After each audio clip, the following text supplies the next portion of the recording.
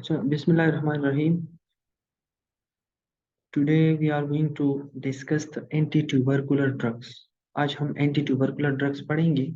This is also the part of respiratory drug, क्योंकि ये TB जो डिजीज है it is also belong to respiratory system. ठीक है, वही लंग्स में ये प्रेजेंट होता है, इसीलिए ये रिस्पायरेटरी सिस्टम में इंक्लूड किया गया है। तो ये हमारा लास्ट वाला एक छोटा सा हिस्सा रहता है इस चैप्टर का, रिस्पायरेटरी ड्रग का।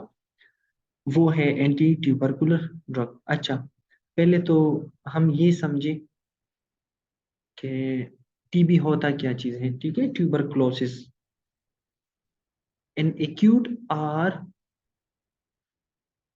chronic infection caused by Mycobacterium tuberculosis. Mycobacterium tuberculosis is a specific type of bacteria है, ठीक है, जो कि क्या काज करता है, टीबी को काज करता है, ट्यूबरक्लोसिस को काज करता है। अच्छा, for your general information, TB जो है, there are two main types of TB. एक लेटेंट टीबी होता है, एक एक्टिव टीबी होता है। ठीक है,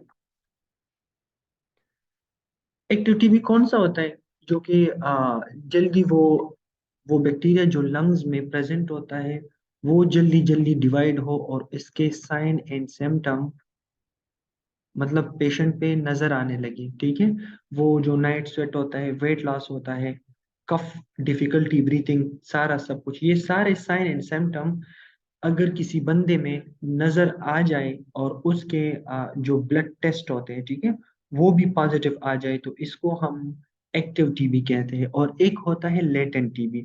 लेटेंट टीबी में इस तरह होता है कि जो टीबी के जरासीम होते हैं, माइक्रो ऑर्गेनिज्म या माइकोबैक्टीरियम ट्यूबरक्लोसिस होता है, वो लंग में एक साइड पे पड़े रहते हैं। ठीक है, हमारे इम्यून सिस्टम ने इसको सप्रेस किए होते हैं और वो साइन एंड सिम्टम पेशेंट पे नजर नहीं आते।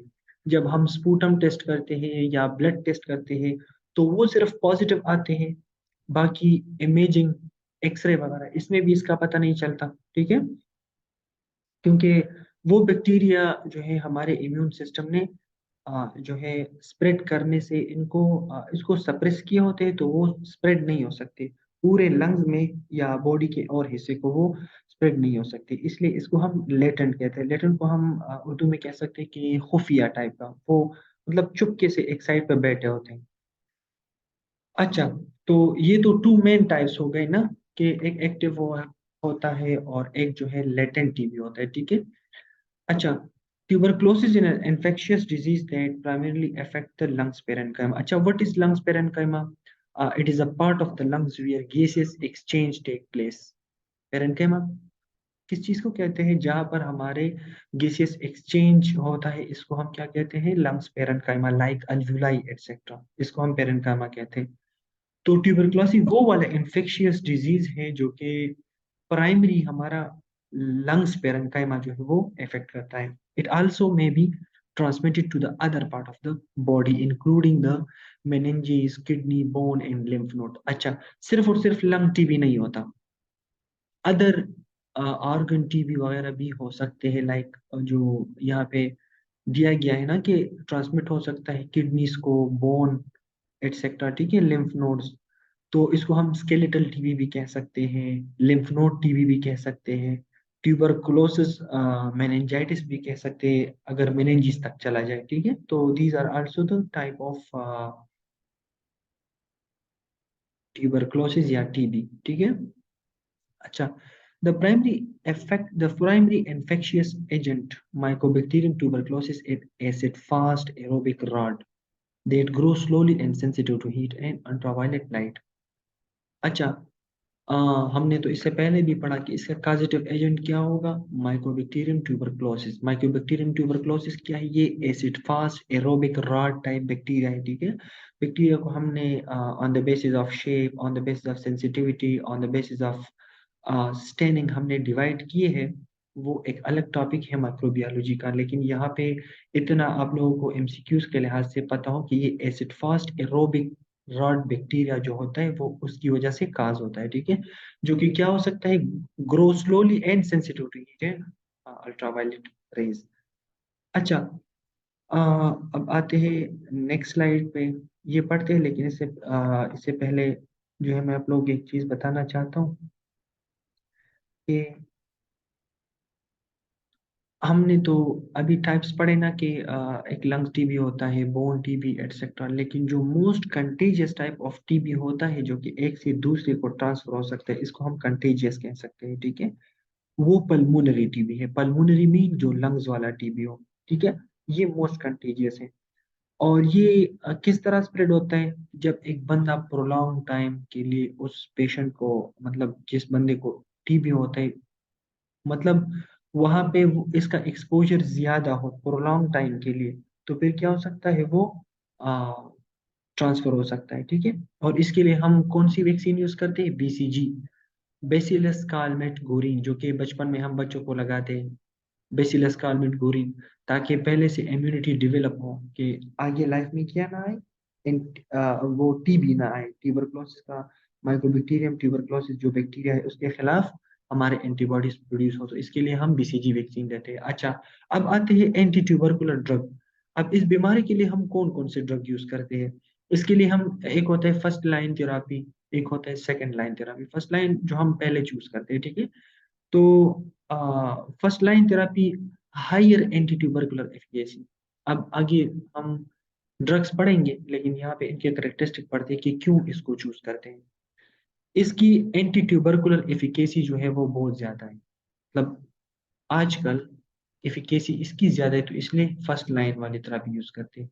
Lower toxicity means it is low toxic या lower toxic to our body, हमारे बॉडी को भी इतना ज्यादा नुकसान नहीं देता। रूटीनली यूज्ड, हम रूटीन में ये वाला यूज करते हैं।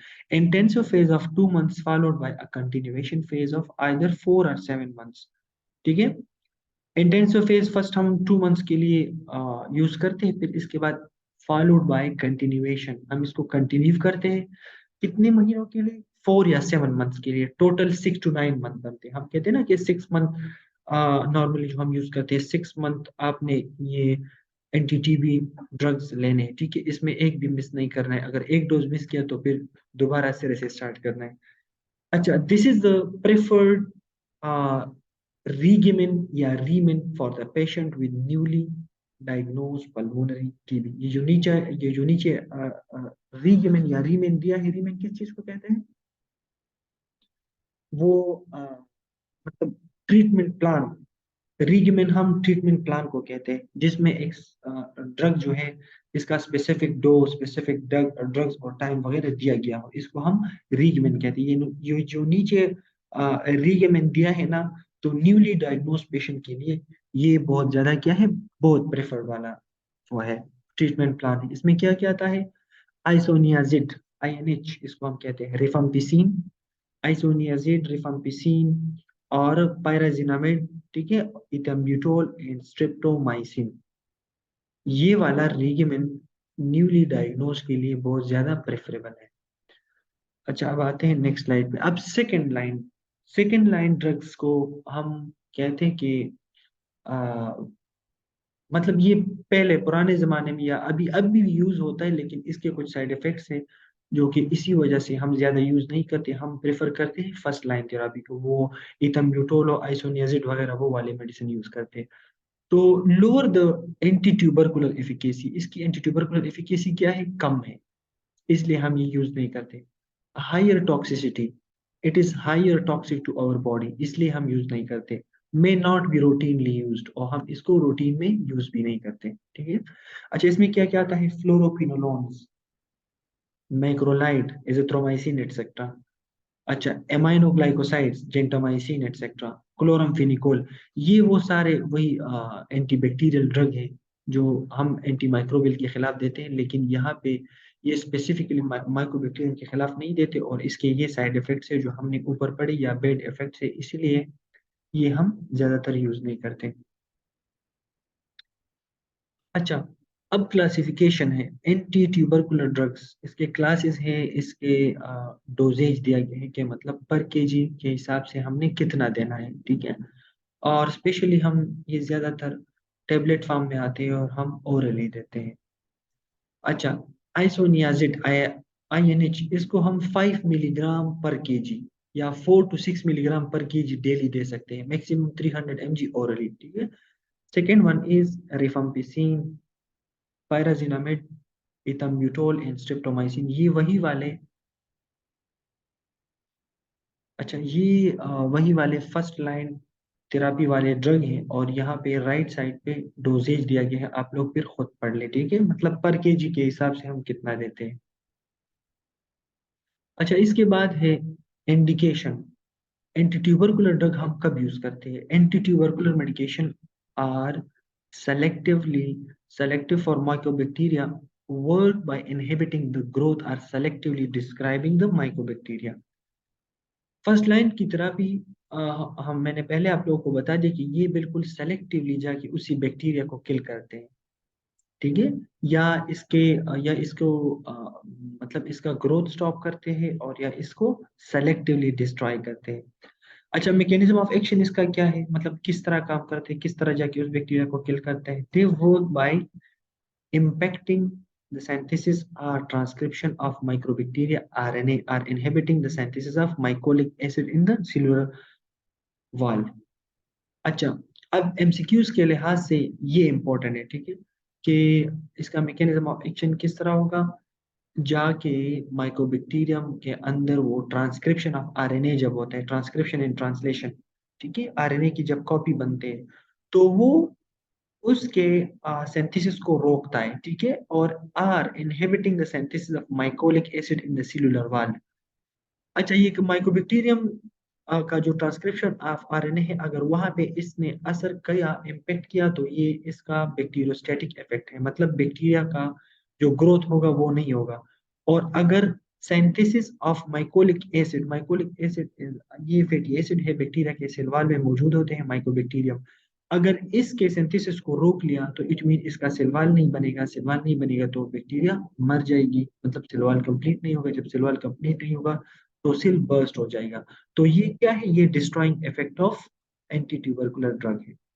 अच्छा the third point is microbacteria can develop resistance to anti tubercular medication. कभी कभार ये ड्रग रेजिस्टेंस भी शो करता है, इसको फिर हम मल्टी ड्रग रेजिस्टेंस टीबी कह सकते हैं, ठीक है। अच्छा strict compliance to drug regimen must be emphasise, ये वाला इंपॉर्टेंट पॉइंट है, ठीक है। strict compliance mean following the order or obeying the order। हम कहते हैं ना कि this is the incompliance of patient, मतलब वो पेशेंट जो है ऑर्डर को फॉलो नहीं करता। अच्छा तो यहाँ पे एंटी ट्यूबरकुलर ड्रग जब पेशेंट लेते हैं तो वहाँ पे इसका स्ट्रिक्टली मतलब वो ऑर्डर फॉलो करना बहुत ज्यादा लाजमी होता है।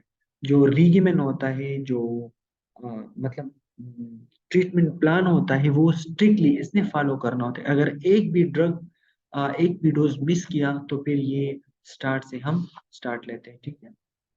अच्छा अब साइड इफेक्ट्स पे आते हैं कि इसके क्या क्या साइड इफेक्ट्स हो सकते हैं, ठीक है। तो आइसोनियाजिड जो है, it has a tendency to cause peripheral neuropathy. Peripheral neuropathy किस चीज को कहते हैं? Damage of the neuron in the peripheries. Peripheries mean other than spinal cord and brain, मतलब वो नमनेस और टिंगलिंग हाथ में और पाँव में वो वाले सिम्टम्स अपीयर होना शुरू हो जाएंगे, ठीक है, पेशेंट को। Systemic or cutaneous hypersensitivity reaction occur during the first week of treatment। First week में पेशेंट को क्या हो सकता है? सिस्टेमिक या क्यूटेनियस हाइपरसेंसिटिविटी, मतलब ये इंजेक्टेबल फॉर्म में भी आता है, इंट्रामस्कुलर इंजेक्शन हम देते हैं, तो कभी कभार जब इंजेक्शन देते हैं तो फर्स्ट वीक में क्या होता है, वहां पर जो क्यूटेनियस टिश्यूज होते हैं वहां पर हाइपरसेंसिटिविटी रिएक्शन स्टार्ट हो जाता है, ठीक है, या सिस्टेमिक भी हो सकता है, पूरे बॉडी में भी हो सकता है। The risk of peripheral neuropathy is excluded if the vulnerable patient receive daily supplement of pyridoxine। अगर एक बंदा डेली बेसिस पे pyridoxine, pyridoxine mean what? Vitamin B six. Vitamin B six क्या करता है? टू प्रिवेंट और ट्रीट द नर्व डिसऑर्डर। हम कहते हैं ना मल्टीविटामिन, मल्टीविटामिन में हम विटामिन बी सिक्स देते हैं, क्यों? क्योंकि जब पेशेंट को सिम्टम्स अपीयर होना शुरू हो जाते हैं, ये अदर देन टीबी की बात मैं कर रहा हूँ, ठीक है, नॉर्मल डेली लाइफ में, तो हम विटामिन बी 6 से मल्टीविटामिन में जब देते हैं तो विटामिन बी 6 इसमें लाजमी होता है। क्यों? बिकॉज ये पेरिफेरल न्यूरोपैथी को क्या करता है, प्रिवेंट करता है, या नर्व डिसऑर्डर में यूज होते हैं। तो अगर एक पेशेंट जो है वो पायरिडॉक्सिन या विटामिन बी 6 लेता है तो पेरिफेरल न्यूरोपैथी फिर इसमें एक्सक्लूड हो जाती है। उस पेशेंट को फिर इसका साइड इफेक्ट्स नहीं होगा एंटी ट्यूबरकुलर ड्रग का। अच्छा, rifampicin is well tolerated by the most patient at currently recommended dose, but may cause gastrointestinal reaction. Nowadays जो है rifampicin ये मोस्ट प्रेफरेबल जो है क्या है, ड्रग है रिकमेंडेड डोजेज में। ठीक है, करंटली जो रिकमेंडेड डोज वो किस चीज की है, रिफाम्पिसिन की। और ये क्या काज कर सकता है, गेस्ट्रोइंटेस्टिनल रिएक्शन, जिसमें क्या क्या आता है, एब्डोमिनल पेन आता है, नासिया आता है and vomiting and pruritus with or without rash. अच्छा, प्रूराइटिस जो है किस चीज को कहते हैं, रेश of spots on the skin. वो इस तरह रेड स्पॉट्स निकल आ जाते हैं स्किन स्किन के ऊपर, वो छोटे छोटे इस तरह मतलब दाग धब्बे वगैरह रेड कलर के। और ये क्यों हो जाता है, ये इसलिए होते हैं कि मतलब अंडर द स्किन जब rupturing of the blood capillaries हो जाते हैं तो उससे ब्लड निकलता है तो वो स्किन के नीचे जमा हो जाता है। ठीक है, तो फिर क्या होता है, पेशेंट के हाथों के ऊपर और समटाइम फेस के ऊपर और एब्डोमेन के ऊपर वो रेशेस आ जाते हैं, वो छोटे छोटे धब्बे बन जाते हैं, दाग बन जाते हैं रेड कलर के। इसको हम क्या कहते हैं, परप्यूरा। ठीक है। अच्छा, ये सारे साइड इफेक्ट्स हम पढ़ रहे हैं। ठीक है, रिफाम्पिसिन में cause orange discoloration of the urine, sweat and saliva. ये यूरिन का डिस्कलरेशन भी कर सकता है। ठीक है, क्यों? क्योंकि वो मेटाबोलाइट्स यूरिन में निकलते हैं तो यूरिन का कलर चेंज हो सकता है, स्वेट का कलर भी चेंज हो सकता है और सैलिवा का कलर भी। ठीक है। अच्छा, नेक्स्ट स्लाइड पे आते हैं। पायराजिनामिड में काज गैस्ट्रोइंटेस्टिनल इंटॉलरेंस। पायराजिनामिड इंटॉलरेंस काज कर सकता है। Moderate rise in the serum transaminase concentration are common during the early phase of treatment. Transaminase serum level भी ये क्या कर सकते हैं, मॉडरेटली राइज कर सकता है। Streptomycin injection are painful, rash in duration are sterile, abscess can form in injection site. अच्छा, स्ट्रिप्टोमाइसिन ये भी जो है एंटी ट्यूबरकुलर ड्रग है। तो इंजेक्शन साइट जहां पर हम आईएम इंजेक्शन लगा सकते हैं तो वहां पे वो पेनफुल भी हो सकता है, रेश भी निकल सकता है, एब्सेस फॉर्मेशन भी हो सकता है। ठीक है। अच्छा, numbness and tingling around the mouth अगर immediately after injection, numbness और tingling भी हो सकता है around the mouth after immediate injection। ठीक है, ये इसके साइड इफेक्ट्स हैं। ethambutol dose dependent optic neuritis can result in the impairment of visual acuity and color vision in one or both eyes। ethambutol dose dependent optic neuritis इसको कहते हैं। मतलब dose आपने ऊपर नीचे कर लिया तो क्या कर सकता है, ऑप्टिक न्यूराइटिस, हमारे जो ऑप्टिक नर्व जिसकी हेल्प से हम देखते हैं। ठीक है, तो वहां पे इन्फ्लेमेशन ऑफ द न्यूरॉन हो सकता है और क्या, impairment of the visual equity, हमारे जो विजुअल एक्विटी है, कलर विजन है, एक अंक में या दोनों अंकों में ये हो सकता है। अच्छा, early changes are usually reversible, but blindness can occur if the treatment is not continued promptly। मतलब अर्ली चेंजेस जो है ये रिवर्सिबल हो सकता है। अगर ट्रीटमेंट आपने कर लिया तो अर्ली चेंजेस आप रिवर्स कर सकते हैं, लेकिन कभी कभार ब्लाइंडनेस भी हो सकता है। ठीक है। ocular or ocular toxicity rare when ethambutol is used for 2 to 3 months at recommended dose। ocular मतलब जो कानों की टॉक्सिसिटी, ऑकुलर टॉक्सिसिटी मीन कभी कभार इंसान बहरापन महसूस करता है। Rarely when the ethambutol is used for 2 to 3 months, जब बंदा 2 to 3 months के लिए यूज कर सकता है तो फिर वो ऑकुलर टॉक्सिसिटी भी काज कर सकता है। ठीक है। अच्छा, isoniazid has is an antibacterial bactericidal agent that is used as a prophylaxis for neuritis and a side effect of peripheral neuritis, hepatic enzyme elevation, hepatitis and hyper sensitivity. ये सारे क्या है, आइसोनियाजिड के साइड इफेक्ट है, ये bacteriocidal agent है जो कि हम प्रोपाइलेक्सिस फॉर न्यूराइटिस देते हैं। Prophylaxis mean prior to infection. For example एक पेशेंट में न्यूराइटिस के चांसेस हैं तो प्रियर हम पहले पहले से उसको आइसोनियाजिड देते हैं, ठीक है, ताकि बाद में इस पे साइड इफेक्ट्स जाहिर ना हो। रिफाम्पिसिन, रिफाम्पिसिन के साइड इफेक्ट क्या है? Rifampicin is a bacterial agent that turns the urine and other body secretion into orange or red and has common side effect hepatitis, febrile reaction, purpura, purpura मैंने आप लोगों को बता दिया, वो रेड स्पॉट्स जो बनते हैं, नाजिया एंड वोमिटिंग। अच्छा, पायराजिनामिड क्या है? Pyrazinamide a bacteriocidal agent which increase the uric acid in the blood. Blood में ये क्या करता है? यूरिक एसिड इंक्रीज कर सकता है, जो कि इससे फिर क्या साइड इफेक्ट होगा? Hyper uricemia. Hyper mean increase in uricemia mean uric acid in the blood. Hepatotoxicity मतलब toxic to the liver cells, hepato mean liver cells. अच्छा, स्किन रैश भी हो सकता है। Arthralgia, arthralgia mean joint pain, GI distress. आपका GI distress में रहेगा, ठीक है, गेस्ट्रो इंटेस्टाइन में, वहां पे वो डिस्ट्रेस रहेगा आपका, जो है जो जीआई सिस्टम है उसमें जरूर फर्क आ जाएगा और जरूर जो है वहां पे मसला पैदा होगा। अच्छा, इथम्ब्यूटोल क्या है? इसको मायाब्यूटोल भी कहते हैं। Ethambutol is a bacteriostatic agent that should be used with the caution with renal disease and has common side effect of optic neuritis and skin rash। Ethambutol bacteriostatic agent है, ठीक है। अच्छा, एमसीक्यूज के लिहाज से ये थोड़े से इंपॉर्टेंट है कि आइसोनियाजिड बैक्टीरियोसाइडल है, रिफाम्पिसिन बैक्टीरियोसाइडल है, पायराजिनामाइड बैक्टीरियोसाइडल है, लेकिन इथम्ब्यूटोल ये क्या है? Bacteriostatic. Static mean it stop the growth of the bacteria and sidal mean it kills the bacteria, ठीक है। साइडल इफेक्ट एंड स्टेटस इफेक्ट इसको कहते हैं।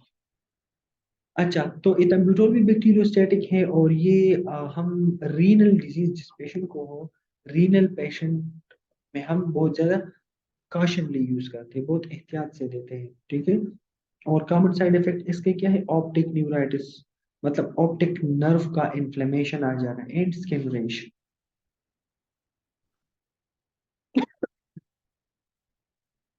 अब आते हैं नर्सिंग कंसिडरेशन पे।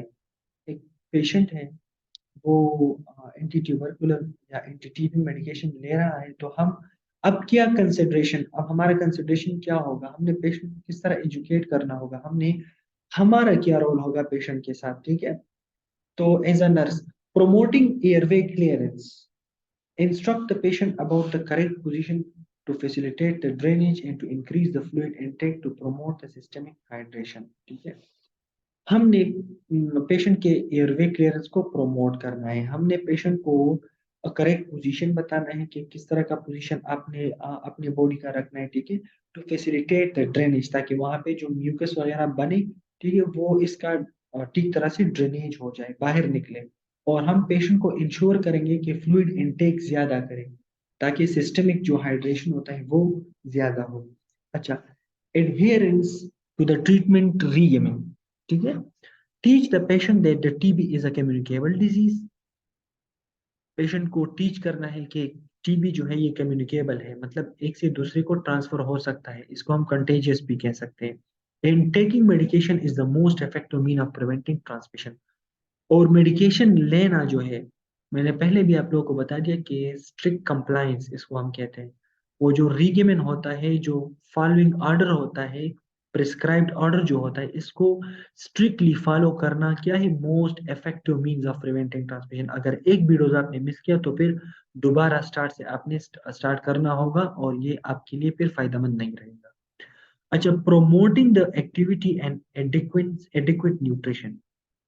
आपने जो है पेशेंट की एक्टिविटी और एडिक्वेट न्यूट्रिशन को प्रमोट करना है। पेशेंट को कहना है कि आपने एक्सरसाइज वगैरह ये भी करना है, आपने ठीक जो है आप अपना न्यूट्रिशन आपने ठीक करना है, ठीक है, शेड्यूल के मुताबिक। That focus on increasing the activity tolerance, के पेशेंट में एक्टिविटी टॉलरेंस आ जाए, ठीक है, and muscle strength and nutritional plan that allow for small frequent meals. Patient को ये एजुकेट करना है कि आपने स्मॉल एंड फ्रीक्वेंट मील मतलब थोड़ा थोड़ा सा खाना और फ्रीक्वेंटली बार बार खाना इंटरवल में, ये इस तरह करना है। और क्या करना है, अपनी एक्टिविटी बढ़ानी है ताकि आपके मसल्स और ताकि आपके मसल और एक्टिविटी टॉलरेंस वो इंक्रीज हो जाए, आप एक्टिविटी को टॉलरेंस कर सकते हो, मतलब बर्दाश्त कर सकते हो, और आपकी जो मसल स्ट्रेंथ है वो बढ़ जाए। अच्छा, preventing spreading of tubercular infection, किस तरह प्रिवेंट करना होगा ट्यूबरकुलर इन्फेक्शन को? Carefully instruct the patient about the importance of hygienic measures including mouth care. आपने पेशेंट को केयरफुली इंस्ट्रक्ट करना है कि ये एंटी ट्यूबरकुलर ये एक कम्युनिकेबल डिजीज है, आपने अपना माउथ केयर करना होता है, अपना माउथ को कवर करना होता है, covering the mouth and nose when coughing and sneezing, during sneezing and coughing आपने इन चीजों को, अपने माउथ को, अपने नोज को कवर करना होता है। Proper disposal of tissue and hand washing आपने करना है, और जो टिश्यू जो चीज मतलब आप यूज करते हो स्नीजिंग के लिए, कफिंग के लिए, तो आपने इसका एक प्रॉपर डिस्पोजल एक प्रॉपर जगह पे डिस्पोज करना होता है, गिराना होता है, ठीक है? जगह जगह पे इधर उधर नहीं फेंकना होता है, क्योंकि ये कम्युनिकेबल डिजीज हो सकता है, दूसरे को मतलब वो डिजीज लग सकती है। अच्छा, एयरबोर्न आइसोलेशन, इसको हम एयरबोर्न भी कह सकते हैं, क्योंकि ये थ्रू एयर ड्रॉप्स या थ्रू एयर मॉलिक्यूल एक पेशेंट से दूसरे को ट्रांसफर होता है। अच्छा, पर्सनल प्रोटेक्टिव इक्विपमेंट्स पीपीई, जिसमें क्या क्या आता है? मास्क आता है, गाउन आता है, गोगल्स आते हैं, वो जो हम एनक वो करते हैं ना, पहनते हैं, तो इसको हम पीपीई कहते हैं, ये हॉस्पिटल साइड में हम यूज करते हैं। अच्छा, नेगेटिव प्रेशर रूम, एक होता है पॉजिटिव प्रेशर रूम, एक होता है negative pressure room, specially ICU CCUs वहां पे, या मतलब जो पल्मो वार्ड होता है वो भी वहां पे नेगेटिव प्रेशर होता है। जिस तरह आप दरवाजा खोलते हो, दरवाजे के ऊपर इस तरह की जो स्प्लिट टाइप का एक यूनिट सा लगा होता है, वो डायरेक्ट ऑन हो जाता है, वो क्या करते हैं, वो मतलब वहां पे अंदर नेगेटिव प्रेशर क्रिएट करता है, ठीक है? नेगेटिव प्रेशर इसलिए क्रिएट करता है ताकि बाहर से कोई जरासीम जो है वो अंदर ना जाए और अंदर से कोई जरासीम बाहर ना आए, ठीक है? अच्छा, N95 मास्क रेस्पिरेटर, ठीक है? N95 मास्क हम यूज करते हैं because it prevent 95% bacteria. Disposal, हमने जो टिश्यू वगैरह जो चीजें यूज करते हैं, इसको कब किस तरह डिस्पोज करेंगे, किस तरह इसको गिराएंगे, एक साइड पे रखेंगे, या किस तरह इसका हम जो है डिस्पोजल करेंगे? तो प्लेस अ कवर ट्रेश के near by tape a line bag to the side of the bed to dispose the use tissue, ठीक है? समझ आ रही है? Monitor the adverse effect, adverse effect को भी मॉनिटर करना होता है। Be alert for adverse effect of medication, हमने ऊपर एडवर्स इफेक्ट पढ़े ना, कि पेशेंट को कभी कभार इंजेक्शन साइट पे पेन हो जाता है, एब्सेशन शुरू हो जाता है, नमनेस शुरू हो जाता है, या कुछ इस तरह के एडवर्स इफेक्ट जब मतलब आफ्टर गिविंग मेडिकेशन शुरू हो जाए, इसको हम एडवर्स इफेक्ट कहते हैं। तो इसके लिए आपने अलर्ट करना होता है ताकि पेशेंट को कोई रिएक्शन वगैरह ना हो और कोई और कॉम्प्लिकेशन ना बने, इसलिए कहते हैं कि monitor the adverse effect. So this was all about the anti-tubercular drug. Now, if you people have any kind of question, you can ask. यहाँ तक सबको समझ आ गई?